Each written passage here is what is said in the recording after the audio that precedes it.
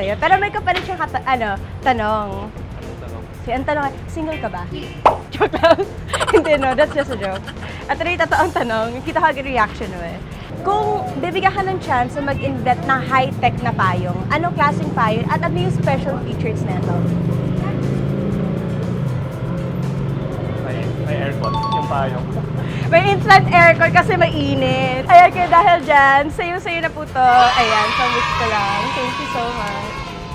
Init na init kayo ngayon. So, gusto niyo ba ng payong? Kailangan ba? Kung bibigyan kayo ng pagkakataon na mag-invent ng payong na merong special feature, anong feature na ilalagay mo sa special payong nyo? Ako po, Sige, ano yung sila? sa akin ay power bank. Ay!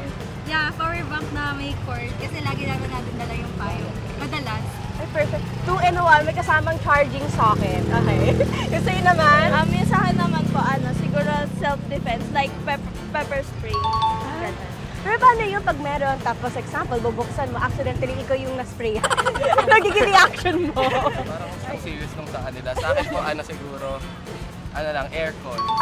Sobrang init po eh. So, yung payong ko may aircon para sa mainit. Bongga ka naman. Perfect. Dahil dyan may 2.2 aircon for today. Thank you so much. Siyempre, nag-iisa kayong payo.